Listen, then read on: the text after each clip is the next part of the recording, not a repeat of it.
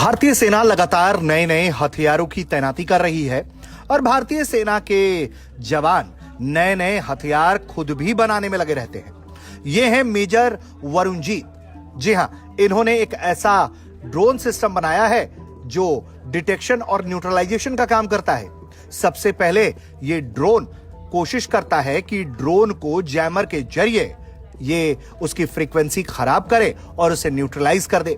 अगर ड्रोन इस जैमर से भी बच जाता है तो फिर वहां हार्ड किल का ऑप्शन एक्टिवेट हो जाता है, जिसमें ऑटोमेटेड गन सिस्टम तैनात है जो ड्रोन की मूवमेंट के साथ घुमावदार तरीके से उस पर फायर करता है, जो उसके 800 से 1000 मीटर के रेंज में होता है। वहीं अगर इस गोलीबारी से ड्रोन बच भी गया तो इससे निपटने का एक और तरीका इस सिस्टम में उन्होंने इजाद किया है। दरअसल यह है रॉकेट सिस्टम। जब यह ड्रोन 100 से 150 मीटर के रेंज में आ जाता है तब ये रॉकेट सिस्टम ऑटोमेटिक तरीके से फायर करते हैं और फिर उस ड्रोन को मार गिराया जाता है।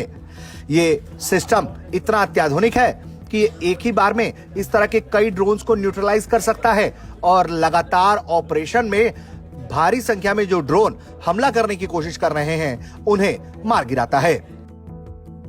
मेरा नाम मेजर वरुणजीत है, मैं असम से आया हूँ। हमने डेवलप किया सिस्टम, असम से लेके आए हैं इसको। तो वहाँ पे आप देख सकते हैं कि एक डिटेक्शन सिस्टम है। ये पहले तो डिटेक्ट करेगा, उसके बाद ही हम लोग इसको न्यूट्रलाइज करने की कोशिश करते हैं कई तरीकों से। पहला हम करते हैं एक जैमर जो वहाँ लगा हुआ है, उसमें क्या होगा, वो जैमर उसको उसकी फ्रीक्वेंसीज को खत्म करने की कोशिश करेगा। कोई भी अगर दुश्मन का ड्रोन आ रहा है, अगर उससे बच जाए तो ये हार्ड किल ऑप्शन है। हार्ड किल मतलब कि बंदूक लगी है, उससे गोलियां निकलेंगी और 800 से 1000 मीटर की रेंज में ये जो बंदूक है अपने आप मूव करेगी इस कैमरा के साथ। ये कैमरा मूव करेगा और उसको ड्रॉप करने की कोशिश करेगा। ये फायर करेगी ऑटोमेटिकली, जो ऑपरेटर पीछे बैठा है उसको कंट्रोल कर सकता है।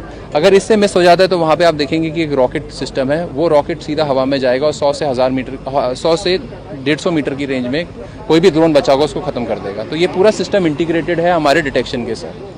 कितने ड्रोन बच सकता है? जितने भी इसके दायरे में आ जाएंगे, इसके बर्स्ट के दायरे में आ जाएंगे ड्रोन, अगर दो मान लीजिए कि 3 से 4 ड्रोन तो ये मिनिमम गिरा सकता है इसकी रेंज में।